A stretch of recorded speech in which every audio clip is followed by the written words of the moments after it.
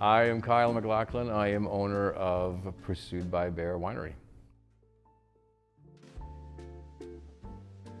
My first exposure to wine as a drink to be enjoyed kind of as an adult is when I was in high school.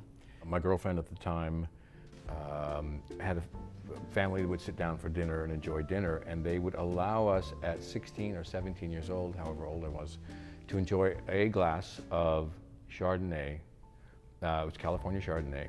I don't even remember the name, but it was with dinner, and it was sitting at a proper table. My family was more, it's kind of like, grab whatever you can out of the refrigerator and run to the next thing, but they would sit down and have a proper dinner, and I remember that was my first, like, wow, this is actually very grown up. And when you're 16 or 17 years old, that makes a huge difference. So that was my first kind of, oh wow, wine is cool. Well, Pursued by Bear was not my first choice of a name. I was trying to think of something that had a resonance with my day job as an actor, and I started on stage. So I thought, oh, let's call the wine something theatrical, you know, downstage, you know, or upstage would be good. Anyway, whatever I tried was already trademarked. And I was like, well, this is ridiculous. And I don't know exactly how Pursued by Bear popped into my head, but I think I was up in Napa, in fact, and I was talking to my wife, and they were asking, what do you want to name it? What do you want to name it? And I was like, no, I don't. And then this weird stage direction just popped into my head. Shakespeare wrote in The Winter's Tale, Act 3, Scene 3, goes, exit pursued by a bear. And I said, this is the craziest stage direction that he ever wrote. It's the most unusual, kind of unexpected stage direction. And I thought, I wonder if there's something in there. Maybe Pursued by Bear. Pursued by Bear, does that make sense? So anyway, I mulled this over.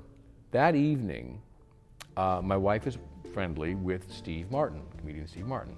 And we were to have dinner with Steve at his house in Los Angeles. I was like, this is exciting, because Steve Martin is a huge deal for me. I'm a huge fan. Anyway, we had dinner, and there was Steve Martin. It's just three of us. And we were having a conversation, and finally I'd had a couple glasses of wine. I got up the courage, I said, I don't think I said Mr. Martin, but I probably said, Steve, hey, a question for you. I'm thinking about maybe naming my wine. It's kind of, you know, I hemmed and hawed, and I said, what do you think of the title? The name is Pursued by Bear. Like that. And he loved it. He said, that's a great name. You should definitely go with that. I don't think he played the banjo to back it up, but I knew that it was positive. And I said, okay, if it's good enough for Steve Martin, then that's what I'm going to go with. And that's how it started.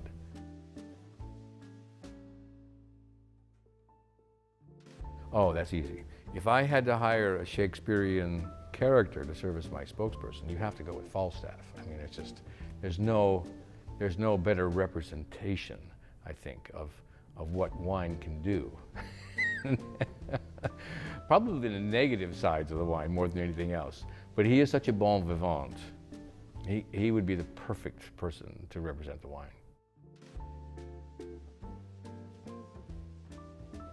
I've had wonderful mentors along the way. The one who comes to mind most prominently, Anne Colgan of Colgan Cellars.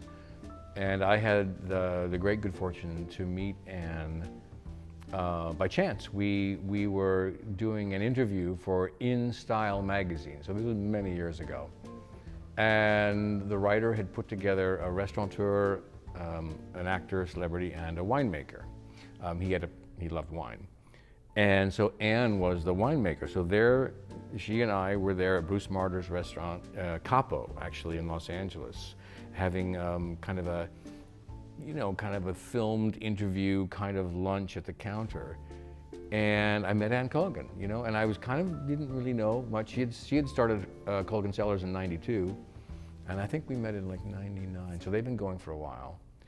And I met her, we became friends, and she has helped me so much in my journey. Just any questions I have, I call her up, I ask her, tell me about this, and what about that? Am I going the right way? Am I doing the right thing? What's the next move? What are the next steps? And she has been just incredibly kind, gracious, and helpful to me. She also makes terrific wine, obviously. In both shows I'm recognized from Sex and the City and Desperate Housewives. They've come to me at any given point and said, hey, do you mind if we use a bottle of your wine in a scene? And and it's like, I'm like, but of course, it's free advertising. I don't have to pay anything. And I said, of course we're going to use that wine. So I've been both in Sex and the City and Desperate Housewives. They're like little Easter eggs. I think the scene in Desperate Housewives, I know it was at a dinner scene with Marcia and myself. And it was featured in that and also in Sex and the City. So I was like, this has got to keep happening. I know I just have to get it into a film. That's the next thing now. I have to figure this out.